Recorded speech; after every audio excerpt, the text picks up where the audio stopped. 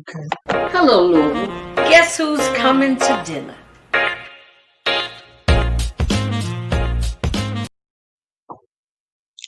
Well, good evening. Welcome back to Guess Who's Coming to Dinner. This evening we have a gentleman back in the backstage in the green room, ready to come on board and talk to us about housing and real estate. His name is Mr. Clifford Turner. He is a developer in our city. He's also the past president of NAREB, National Association of Real Estate Brokers. He's also a former president of the NAACP. So, ladies and gentlemen, without further ado, Mr. Clifford Turner. Welcome, my professor. You look good. You all right? Well, I'm just honored and blessed. Yes, you are. Well, Clifford, I call you professor, but some folks just don't know you like I know you. So just give them a rundown of who you are and all the things you've been blessed to do in your life. I am totally blessed to be honored to be on your show. Well, I thank you. really enjoy it, and it is. I am the past president of the National Association of Real Estate Brokers.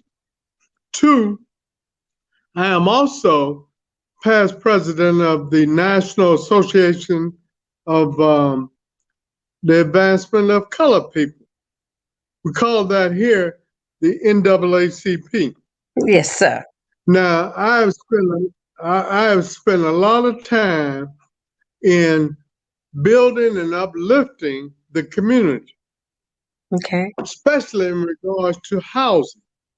Okay. That is my expertise. That is my profession. That's where I make my bread and butter. Hello. And one of the things that I'm also excited about is to be able to help others. And Wonderful. what I've tried to do all my life in looking at some of the things in which I've been able to take under my wing, and that's education. One of the things that I know that you were instrumental in helping people to learn about, that kind of molds in line with the racist thing, systemic racism in every aspect of our lives, was that when blacks go to the banks, say to purchase this piece of land that you're talking about, that there's a thing that you went into about predatory lending. Could you give me just a brief synopsis of predatory lending? What is that? And Okay, predatory lending is very important because when I was president, one was predatory lending activity. okay, When banks were taking the opportunity themselves, and then they were doing things in which was very, very troublesome.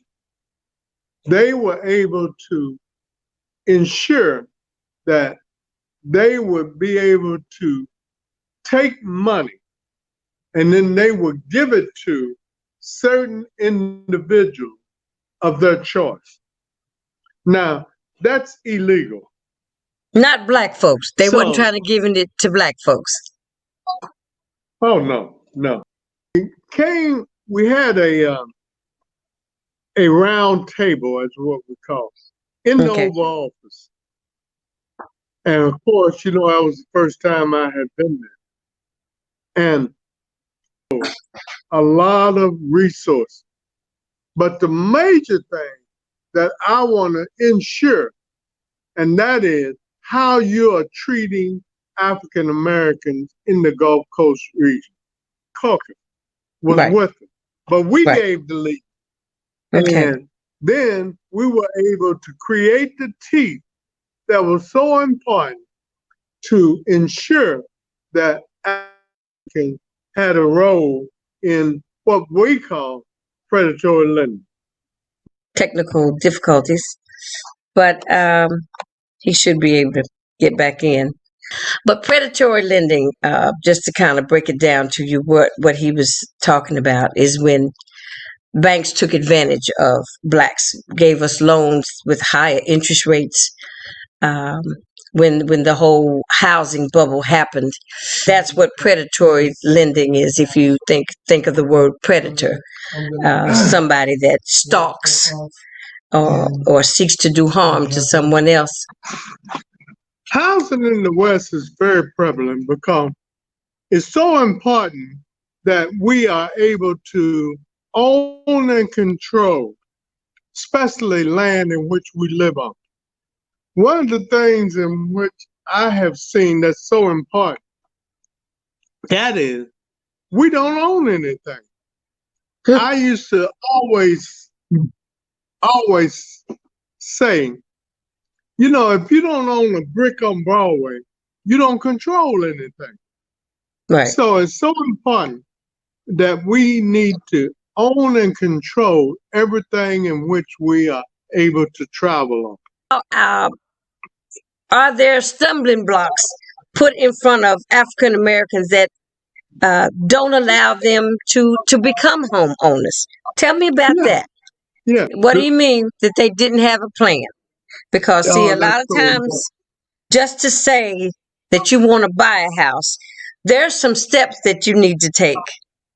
Yeah. Potential homeowners need to take in order to move the process along, because it's not just because you have the money you want to buy the house, because you've got to get your credit straight. Correct? Credit is so important. Oh, yes. That's so important. When I said a plan, one, you can't go into the bank and expect them to give you X amount of dollars and you don't have a plan. I want you to tell people, this is all about the racist policies that are in place that keep our people from being able to either acquire property, the things that they look at that they hold against us in the housing industry, in the real estate industry, and the banking institutions, because land ownership was one of those items that in order for you to be able to vote, that you used to have to own land.